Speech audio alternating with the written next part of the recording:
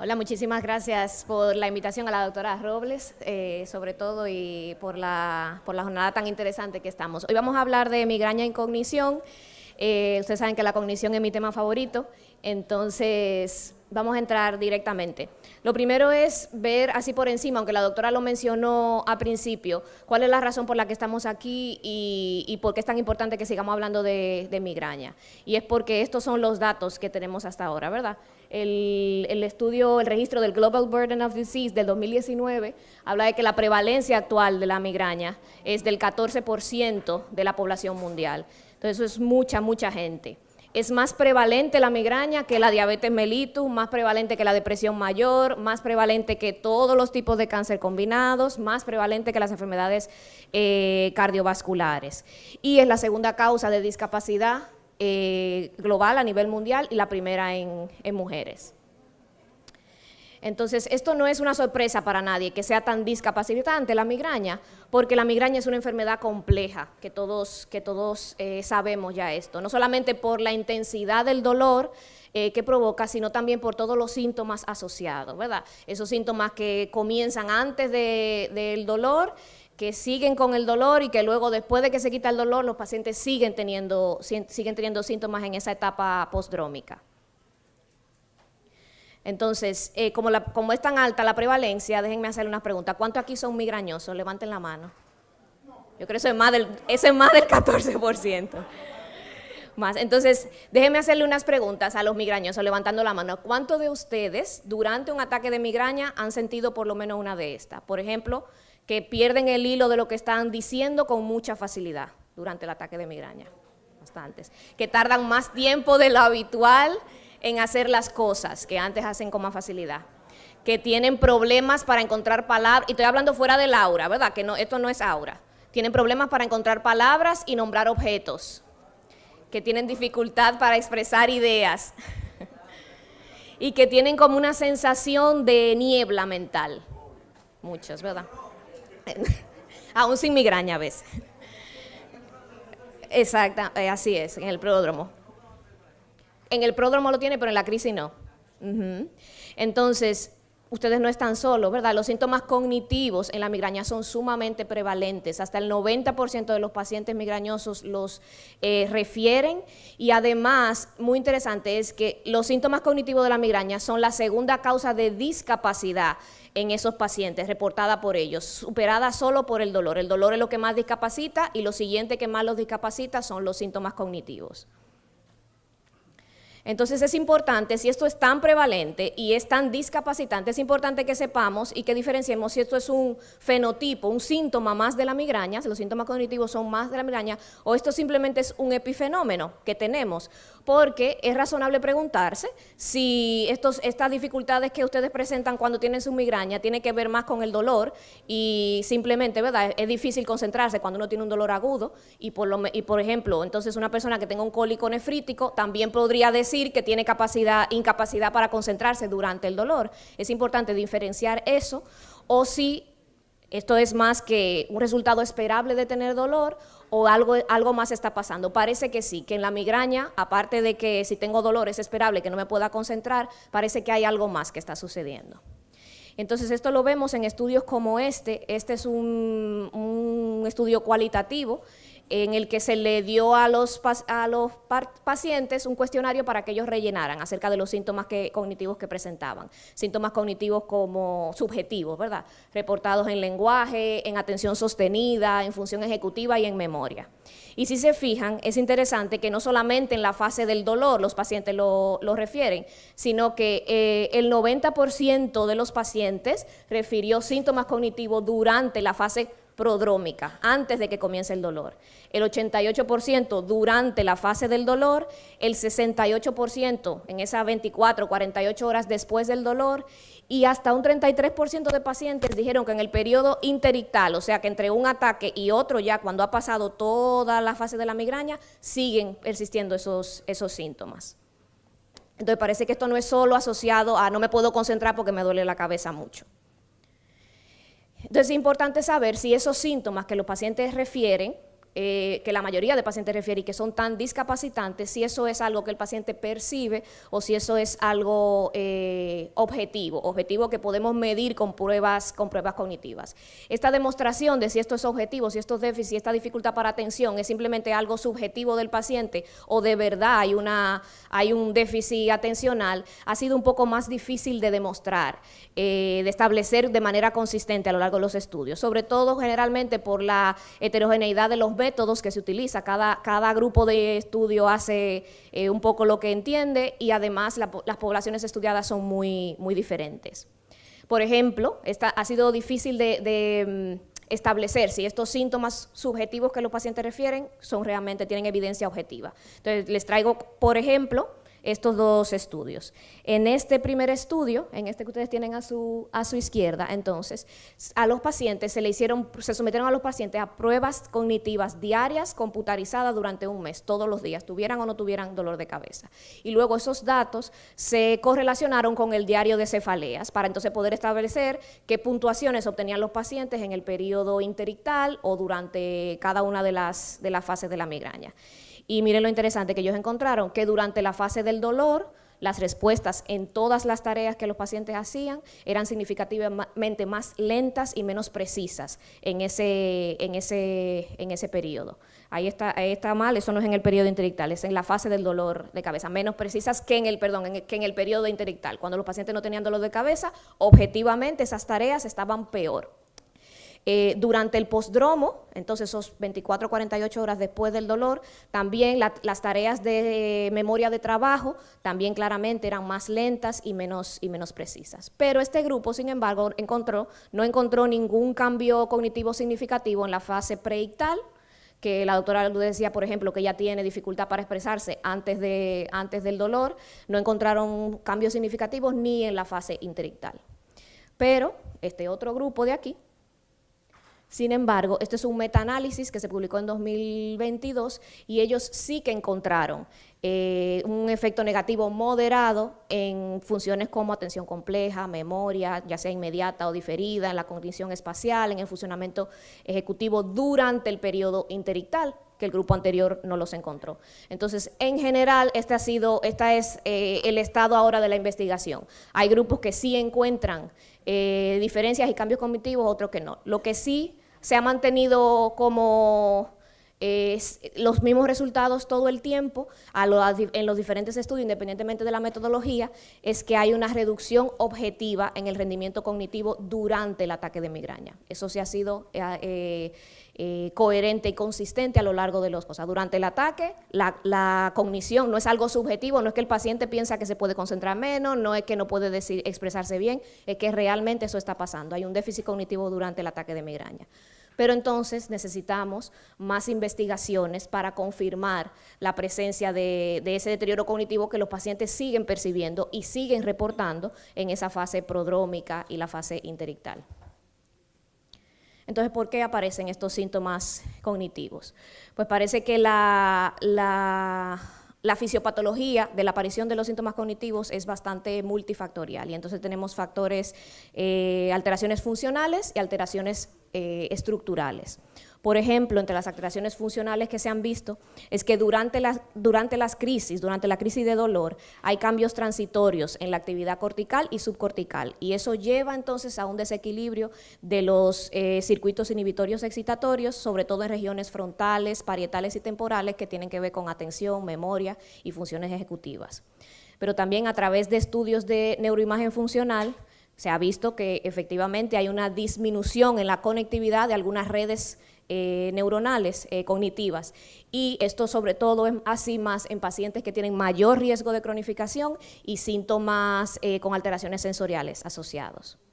Y también se cree que entonces la razón por la que esos síntomas después del dolor persisten todavía en la fase postdrómica y en la fase interictal tiene que ver con que hay una alteración en los sistemas aminérgicos que integran el sistema límbico con las redes sensoriales y homeostáticas y que esta persistencia, esta alteración entonces es la responsable de que esos síntomas persistan en el tiempo ya fuera de la fase de dolor. Pero también tenemos cambios estructurales que nosotros los vemos casi todos los días en todos los pacientes, y no sé si le pasa a ustedes, pero a veces un paciente que yo no tengo claro si es una migraña, porque hay pacientes, yo no sé si le pasa al doctor Pradilla, pero nosotros tenemos pacientes a veces que no se expresan, por más que uno le pregunta e intenta preguntarles, las características me dicen un dolor de cabeza, pero es pulsátil, le aprieta, un dolor fuerte. Me duele, exactamente, me duele. Entonces, a veces es difícil caracterizar esos dolores, pero entonces a veces cuando hacemos la resonancia nos encontramos con estas lesiones de sustancia blanca que son tan típicas de los migrañosos. Entonces, aún en pacientes que no tienen factores de riesgo, gente joven que no tiene factores de riesgo vascular, entonces nos encontramos estas lesiones de sustancia blanca que parecen estar relacionadas con episodios de hipoperfusión y neuroinflamatorios durante los ataques de migraña, que entonces producen también una disrupción de la barrera hematoencefálica. Y entonces se cree que hay un posible impacto sobre la cognición de estas lesiones, aunque a veces le decimos al paciente, no se preocupe, que eso no es nada, eso lo encontramos en los migrañosos, para que no se asusten, ¿verdad? Esto no son infartos, pero parece que sí hay un impacto negativo sobre la cognición de estas lesiones, y sobre todo lo vemos más frecuentemente en pacientes que tienen una frecuencia alta de ataques, y en los pacientes que tienen migrañas con aura también lo vemos mucho más. Pero no solamente esto es lo que tenemos que tomar en cuenta, aparte de los mecanismos inherentes a la migraña que podrían provocar síntomas cognitivos, también tenemos que pensar en otras cosas. Por ejemplo, en los tratamientos que damos, que pueden jugar un papel y afectar la cognición, y en las comorbilidades que tienen esos pacientes con migraña. Uy, no sé por qué se ve así. ¿Te sale así? Déjame ver cómo hacemos esto. No sé. No se ve. Está bien. Y déjame ver la siguiente porque... no sé. Bueno, pues se la cuento yo. El asunto es que esto era una tabla que me ayudó a hacer ChatGPT a raíz de un artículo que encontré súper interesante. Ellos cogían todos la mayoría de fármacos que utilizamos, ya sean preventivos o agudos, en migraña, y entonces revisaban toda la evidencia de si esos fármacos se habían o no asociado, había evidencia objetiva de que se asociaban a problemas cognitivos. Y entonces ChatGPT lo que me ayudó a hacer es a clasificar eso, a hacer esa tabla clasificándolos entre fármacos que tienen una evidencia de empeorar cognitivamente, fármacos que tienen evidencia de mejorar la cognición, y fármacos que no tienen ninguna evidencia ni mejorar ni empeorar, o fármacos que potencialmente podrían empeorar. Entonces, en los tratamientos preventivos, los viejos conocidos, ¿verdad? Topiramato y amitriptilina, claramente efectos cognitivos que todos los hemos visto. Aunque de verdad con la amitriptilina yo no he tenido tanto generalmente se la pongo a gente joven y no he tenido efectos cognitivos con ella. Los pacientes responden excelentemente bien, al igual que el doctor Pradilla, si me la quitan un día, yo no sé qué voy a hacer.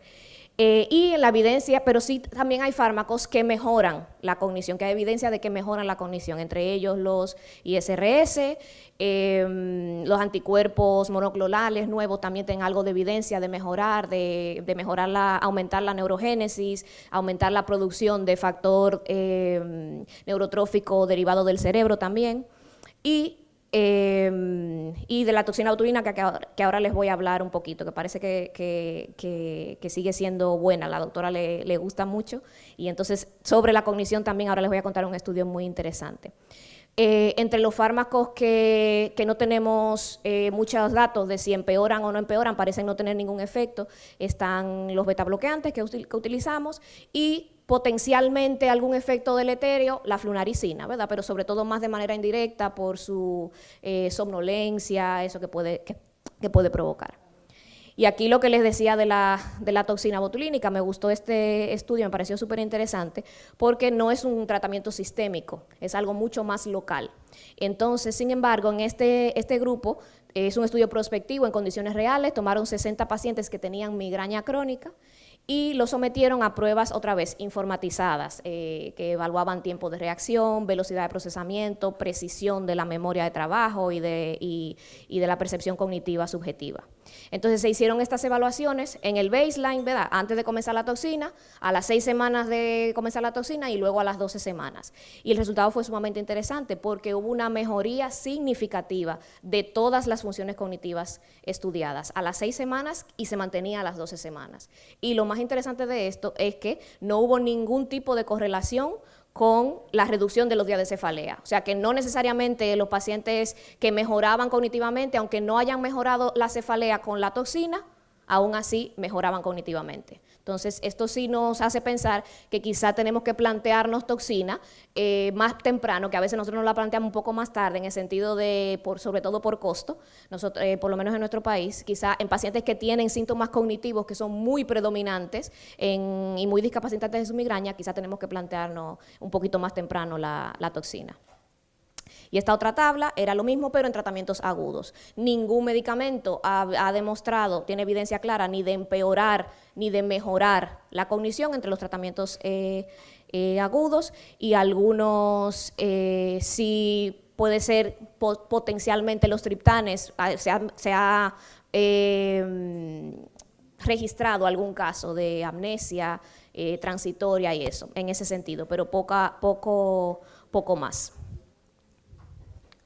Y lo otro que le decía que teníamos que tomar en cuenta, aparte de los tratamientos, ¿verdad? Cuando un paciente me está contando que tiene síntomas cognitivos con la migraña, yo no solamente tengo que pensar que es la migraña que se lo está provocando, los tratamientos podrían estar teniendo un efecto, pero también las comorbilidades. Y esto es importante pensarlo, sobre todo en los pacientes que dicen que siguen teniendo síntomas aún en ese periodo interictal, que es el periodo en el que menos evidencia tenemos de síntomas objetivos. Si el paciente persiste en el periodo interictal con quejas cognitivas importantes y incapacitantes, entonces tenemos que pensar también en otras comorbilidades que con cierta frecuencia se asocian a la migraña, como la epilepsia, el hipotiroidismo, la depresión y la ansiedad, que es sumamente prevalente en los pacientes con migraña, y la enfermedad cerebrovascular, si esas comorbilidades son las que están provocando esa persistencia de síntomas cognitivos, y más encima si lo hacemos en la consulta, el paciente está en el periodo interictal y efectivamente tiene un rendimiento bajo en esas